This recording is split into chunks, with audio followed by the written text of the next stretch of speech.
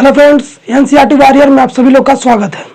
आज हम आपको अब से लगातार आपको क्लास 9th के, क्लास 10th के, क्लास 12th के साइंस और 9th के ऑल सब्जेक्ट और 10th के ऑल सब्जेक्ट के लगातार आपको इस पे वीडियो मिलेंगे।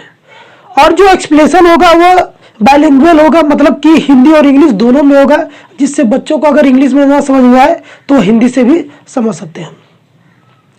तो आइए आज हम लेकर आए हैं क्लास 9th का पहला चैप्टर, जिसका नाम है मैटर इन आवर सराउंडिंग। इसको हिंदी में अगर कहा जाए तो हमारे आसपास के पदार्थ, जो भी पदार्थ हो हमारे आसपास के, ये मार्कर है, इंक है, ठीक है, कोई भी है, यूटेंसिल्स है, कोई भी है, बुक है, पेन है, डस्टर है, कुछ भी है, वो सारी चीज़ों को क्या बोलते हैं, वो हमारे क्या है, मैटर है। यानी हमारे आसपास की सभी चीज़ें क्या होती है, मैटर होती है। तो चैप्टर को पढ़ने से पहले ये हम देखें कि matter in our surrounding. Surrounding का मतलब चारों तरफ, हमारे जो चारों तरफ जो मैटर है उसके बारे में हमें देखना है। तो सबसे पहले ये देखेंगे कि व्हाट इज मैटर। देखिए व्हाट इज मैटर, तो matter is the substance which have mass. Matter is a substance which have mass. Mass का मतलब क्या होता है, देखिए मास का जो मतलब होता है यहाँ पर, ये मास का मतलब होता है, जैसे मान लीजिए ये एक मार्कर है और ये मार्कर क्या कर रहा है, एक स्पेस ऑक्यूपाई कर रहा है, यानी एक इसका मास है। यानी अगर मार्कर को देखें तो ये मार्कर का जो, अगर मान लीजिए सपोज दैट ये मार्कर है, तो ये मार्कर का साइज है, तो ये क्या होगा, इसका यहाँ से लेकर यहाँ तक का ये टोटल क्या होगा, इसका मास हो गया।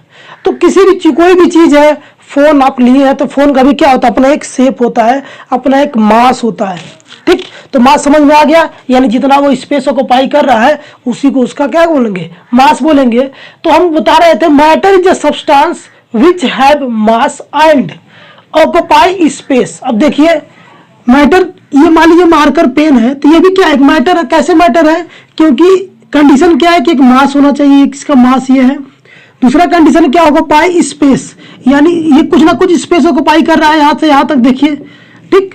And matter is made of tiny particles. और आप जानते हैं कि कोई भी मैटर है, कुछ भी चीजें हैं, अगर मान लीजिए अगर हम एक वॉल की बात करें, जो इस व्हाइट बोर्ड के पीछे वॉल है, तो वो भी वॉल क्या है, एक छोटे छोटे रेत से, मिट्टी के कण से ईंटें बनी है, और ईंटों से ये धीरे धीरे इसको ज्वाइन किया गया होगा।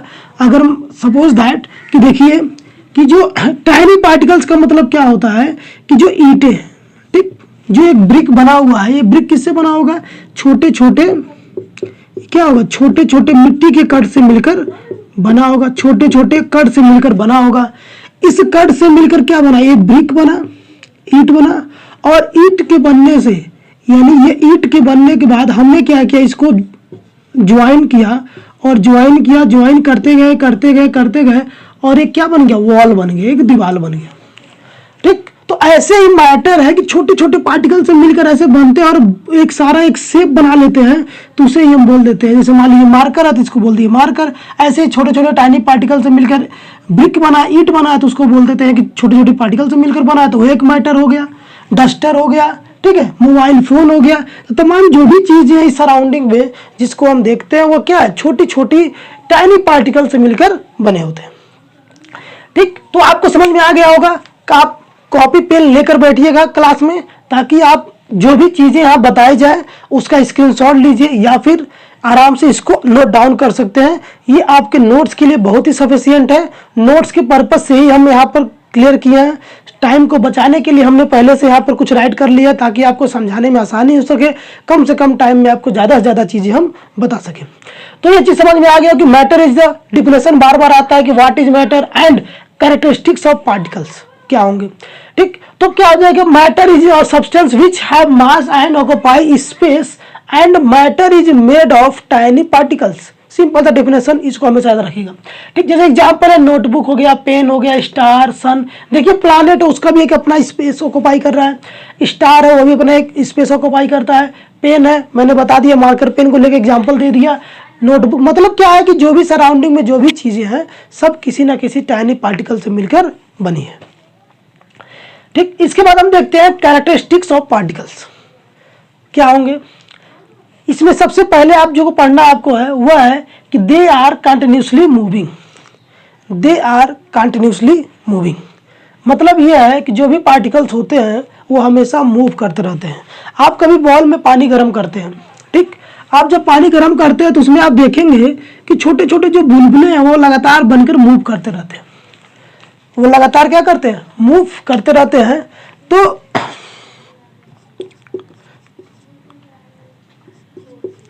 ये प्रोसेस है, ठीक है। अब इसके लिए हम एक छोटा सा एग्जांपल समझते हैं। मान लीजिए हमने क्या लिया, एक बीकर लिया या फिर कोई भी छोटा सा कोई बर्तन ले लिया, यूटेंसिल ले लिया, इसमें वाटर है और हमने क्या किया, इसमें चूंकि दे आर कंटिन्यूसली मूविंग, तो हमने क्या किया, यहाँ पर कुछ शुगर के पार्टिकल्स डाले, ठीक है, शुगर को पार्टिकल्स एक चम्मच के द्वारा इसमें डाला। आप जब देखेंगे जैसे वो शुगर के पार्टिकल अंदर इंटर करता है, वो क्या करता है, मूव करता है, चारों तरफ क्या होता है, मूव करने लगता है, मूव करता है ना, कुछ पार्टिकल इधर जाएंगे, कुछ पार्टिकल उधर जाएंगे, कुछ पार्टिकल इधर जाएंगे। इसका मतलब है जैसे कुछ इसमें हम डिस्टर्बेंस करते हैं, कुछ ना कुछ इधर उधर मूवमेंट करना शुरू हो जाता है।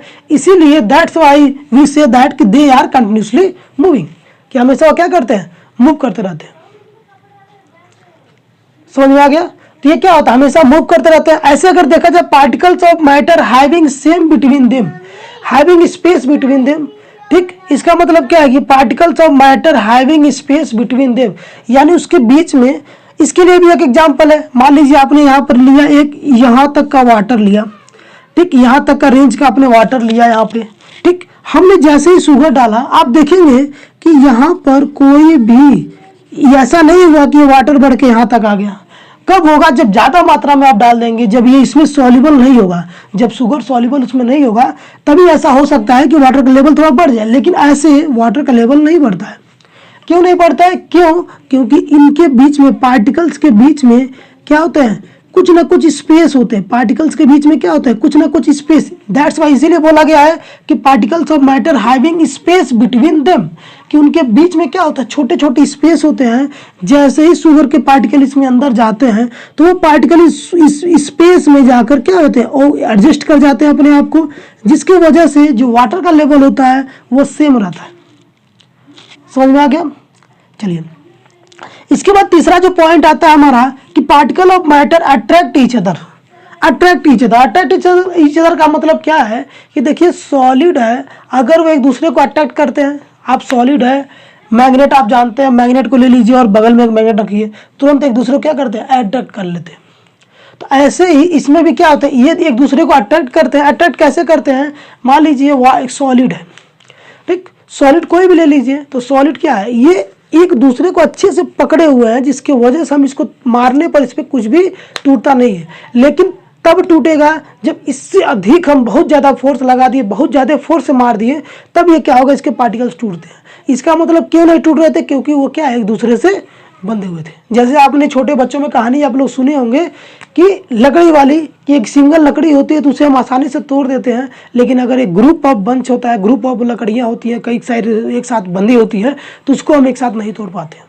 तो रीजन क्या है, सिंपल सा है, समझ में? तो यहाँ पर भी क्या है, अब एक चीज़ देखते हैं कि जो मैटर के 3 स्टेट अलग अलग होते हैं, जैसे सॉलिड, लिक्विड, गैस, इनको अलग अलग, इसमें क्या इनका रोल होता है। सबसे पहले देखेंगे कि दे आर कंटिन्यूसली मूविंग, मतलब कि पहला क्या था कि लगातार ये मूव करते हैं। किसमें ज़्यादातर मूव करते हैं, देखिए सबसे ज़्यादा गैसेस में, सबसे ज़्यादा मूव किसमें होती है, गैसेस में होता है। क्योंकि इनके बीच में जो गैसेस होते हैं, गैसेस के बीच का, ठीक है, जो गैसेस के बीच का जो इंटरमोलिकुलर स्पेस क्या होता है, ज़्यादा होता है। तो जो पार्टिकल मूवमेंट क्या होगा, उनको मूवमेंट करने के लिए ज़्यादा जगह मिल जाता है, जिसकी वजह से वो ज़्यादा मूव करते हैं। लेकिन अगर हम लिक्विड की बात करें, तो लिक्विड में क्या होता है, स्पेस जो होता है वो कम, थोड़ा सा कम होता है गैसेस की अपेक्षा, जिसकी वजह से लिक्विड थोड़ा सा कम मूवमेंट इसमें होता है, ठीक है। लेकिन अगर सॉलिड की बात करें, तो सॉलिड में कोई मूवमेंट, बहुत ही कम मूवमेंट होता है, क्योंकि सॉलिड में ऐसे जगह होता ही नहीं है, क्योंकि इसके पार्टिकल जो है वो चारों तरफ एक दूसरे को ऐसे पकड़ के बैठे होते हैं। समझ में आ गया? तो देखिए, तो लिक्विड में क्या होगा, सबसे ज़्यादा क्वेश्चन आता है कि सबसे ज़्यादा मूवमेंट किस में होगा, तो गैस में, उसके बाद लिक्विड में, उसके बाद सॉलिड में। ऐसे सेकंड में देखेंगे particle of matter having space between them, इसमें देखा जाएगा जो गैस होते हैं उनके बीच जो है स्पेस ज़्यादा होता है। यही कारण है कि जैसे कुछ हम बनाते हैं वो चारों तरफ फैल जाता है, हमें स्मेल करने लगता है। तो इसका मतलब क्या है कि हम यहाँ पर देख रहे हैं कि उनके बीच में स्पेस ज़्यादा है, जिसकी वजह से ज़्यादा वो स्प्रेड कर जा रहे हैं। उसके बाद लिक्विड आता है और उसके बाद सॉलिड होता है। फिर इसके बाद हम बात करते हैं particles of matter attract each other. तो कौन सबसे ज़्यादा अट्रैक्ट करेगा? तो हमको पता है कि जो चीज़ तुरंत टूटे ना, अट्रैक्ट वही ज़्यादा से करती है। तो इसका मतलब है सबसे ज़्यादा अट्रैक्ट कौन होगा? सॉलिड होगा। अट्रैक्शन फोर्स यानी जो पार्टिकल्स के बीच में जो अट्रैक्शन फोर्स होगा वो सबसे ज़्यादा कहाँ होगा? वह मैक्सिमम होगा सॉलिड में, इंटरमीडिएट एंड और मीडियम में होगा लिक्विड में, और एकदम नहीं होगा गैसेस में। तो एकदम ही नहीं होगा, क्यों? क्योंकि वो अट्रैक्ट करते हैं तो इधर उधर फैलते तो है नहीं, तब एक दूसरे के पास रहते हैं। लेकिन अट्रैक्ट नहीं करते हैं, जिसकी वजह से क्या है, वो एक जगह से दूसरी जगह फैल जाते हैं।